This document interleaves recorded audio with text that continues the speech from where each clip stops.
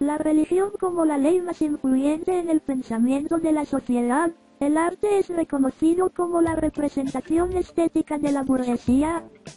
El uso de la razón es limitado por los intereses de la Iglesia, jugando con las ideas de infierno y paraíso. La Iglesia señala como ideas de Satanás cualquier intento de avances técnicos y tecnológicos. Lo más relevante del carácter de esta época son sus 4 metarrelatos: la pérdida de la fe, el iluminismo, el marxismo y el capitalismo. El primer metarrelato, la pérdida de la fe, se genera como cambio drástico a partir del surgimiento de la ciencia desde un acto secreto hasta consolidarse como una respuesta verdadera a los cuestionamientos que la Iglesia cegaba con las promesas del paraíso. Inicialmente Bacon propone la ciencia como un nuevo planteamiento de método para llegar a la verdad, rechazando la metafísica propuesta por Aristóteles. Este uso de la razón representa el nuevo depósito de la fe. Bacon concibe la ciencia desde un objetivo más general, no individual como se tenía acostumbrado. Este nuevo planteamiento genera a la ciencia como un perfecto camino hacia la conquista del mundo desde su utilidad. Esto se ve directamente relacionado con la idea progresista lineal, que se veía consolidada directamente proporcional al avance tecnológico y técnico a nivel industrial y de capacidad de explotación de los recursos naturales. El espíritu investigativo, creador e innovador del ser humano, encuentra su máxima expresión en la ciencia, la que según Descartes es la madre de todas las verdades. Este desprecio de los dogmas religiosos del pensamiento se ve complementado por Goethe, que con el movimiento literario Sturm und Drang empieza a hacer evidencia del inconformismo de la sociedad, generado por la limitación expresiva y racional de la Iglesia, justificada con su metarrelato del cristianismo, que encuentra en este momento su caída. Por tercero, el metarrelato del marxismo se encuentra en completa oposición con el cuarto metarrelato, el capitalismo, ya que el marxismo defiende a la clase obrera como reacción de la desigualdad de clases sociales. El capitalismo se define, en cambio, por su arte de élites, donde el arte popular es despreciado por su procedencia y no por su calidad estética o creativa. Los artistas eran exponentes de lo verdadero, universal y puro, ya que eran pertenecientes a una clase socioeconómica y desde allí también desinteresados por obtener beneficios a partir del poder social, político y económico. Desde esta situación social, el arte moderno desprecia todo el carácter academicista con el que se concebía el cuerpo humano burgués, y las religiosidades. Surge la abstracción, el primitivismo y el expresionismo. Se concibe un arte experimental, por medio de la concepción del arte en la abstracción, es decir, al hablar del darwinismo social, se hace referencia a la evolución o avance artístico que se da, gracias a las llamadas vanguardias, que desafiaron creencias y supuestos del público formado por medio de la academia. La educación a partir de la academia era más dada a técnicas concretas, con fines concretos. Surge toda una evolución y revolución con el expresionismo dado a las escuelas, que a la vez se consolida con más fuerza cuando empieza a desarrollarse la psicología y los procesos de desarrollo cognitivo. Surgen escuelas como Franz Zizek planteaba el levantar la tapa al niño, dejar de lado la contaminación que le genera las técnicas y juicios premeditados a partir de un profesor. En esta escuela, el profesor surge como guía e incentivo del espíritu creador del niño. Escuela nueva: descubrir al niño, a partir del reconocimiento de la infancia desde un visto psicológico vital. Sigmund Freud se le saca al niño de ese grupo minoritario de menor importancia, se le incentiva a la libertad de expresión, se le aplica psicoanálisis, sin intervenir de manera moduladora o moldeadora. Con representantes y aportantes como Montessori, desarrollo de la capacidad de expresión con una dirección por parte del profesor, darle herramientas al niño para que descubra modos de hacer y rehacer, incentivar la creatividad de manera fundamental. Dewey plantea el expresionismo del niño desde el darwinismo, así como el hombre se adapta a su medio, el niño descubre su entorno y se expresa a partir de lo que percibe. Vygotsky: la imaginación se alimenta, con los procesos fundamentales de la mente, por sí solo, a partir de sus experiencias. Y cuando tiene un guía, este primero es completamente vital a la hora de generar su imaginación independiente, creativa y curiosa. La recuperación de los métodos artesanales en la actividad constructiva, elevar la potencia artesana al mismo nivel que las bellas artes, e intentar comercializar los productos que, integrados en la producción industrial, se convertirían en objetos de consumo asequibles para el gran público. También surgen una serie de ismos tan importantes que luego tendrán repercusión en la posmodernidad y sus rasgos artísticos. Formalismo. La rebeldía del arte, se trataba de la espontaneidad y motivación del pintor, situado en un contexto histórico como ella de la Segunda Guerra Mundial. Como mayor representante tiene a Hudson Pollock. Abstracción postpictórica. Abstracción, sin intención de expresión o intención, es excesivamente minimalista. Pop art. Significa arte popular, de matices contrastantes y fuertes. Su mayor rasgo son símbolos del común vivir como las latas de sopa de Andy Warhol. Pop art. Busca que haya un efecto de gradación, movimiento y con capacidad sensorial en el espectador. Neodadaísmo.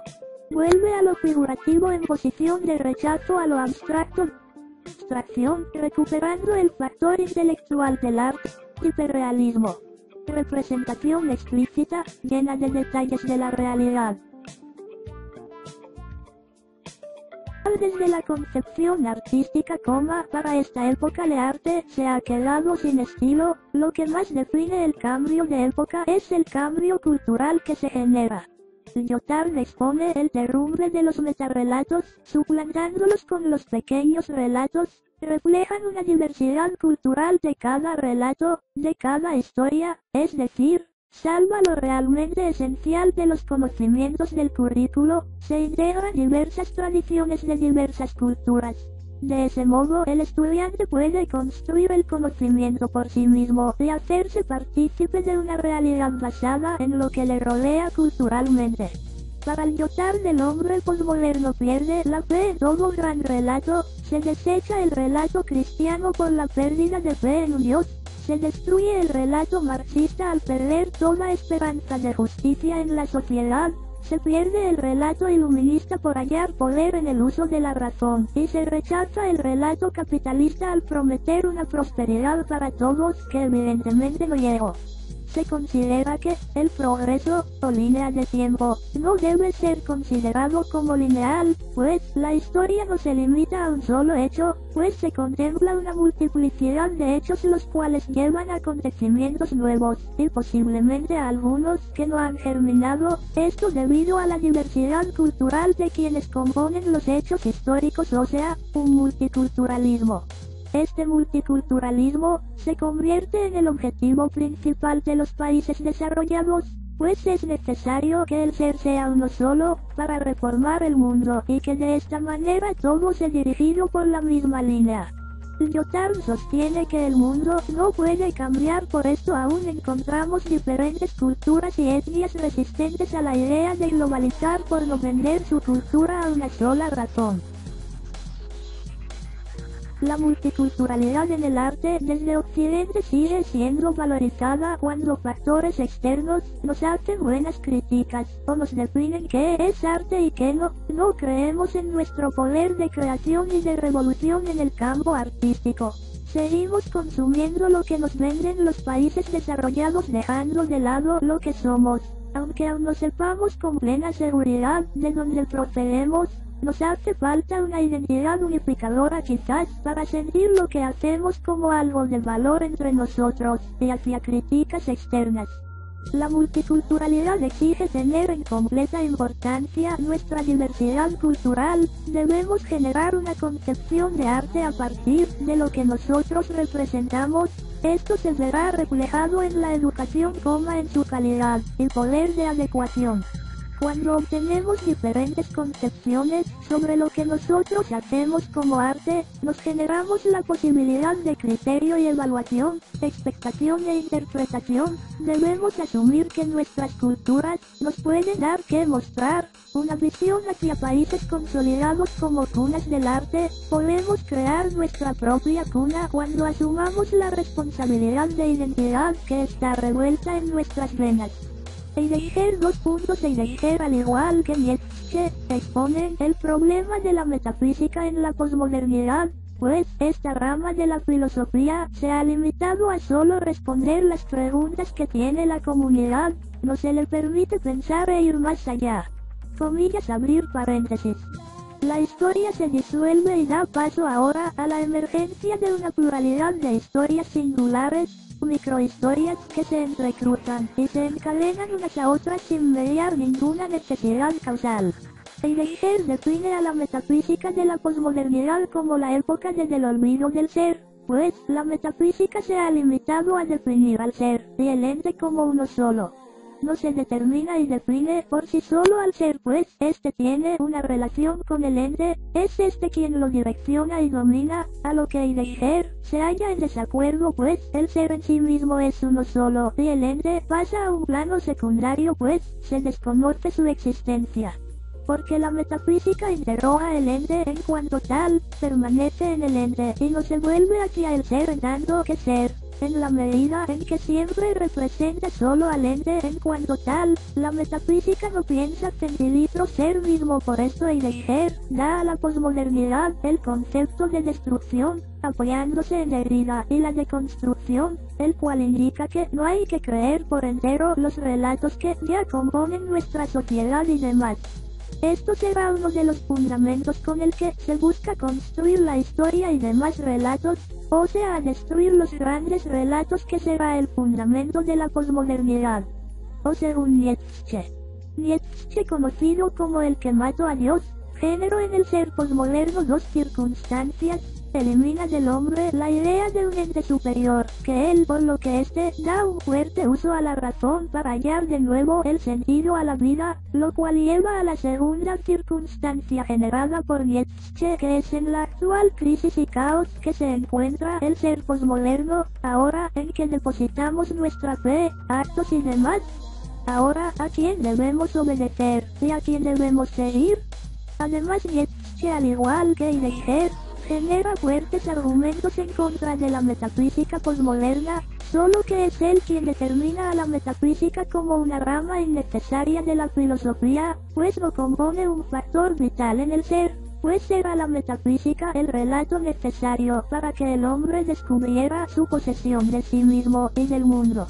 La vida es de ahora en adelante, al menos en principio, más segura. El reaseguro extremo, y de tipo mágico, que consistía en creer en una estructura estable del mundo, la verdad de los principios metafísicos, Dios, o asimismo la verdad de las leyes científicas, esa estructura tampoco es necesaria, se revela funcional en una forma de existencia que tampoco es actual.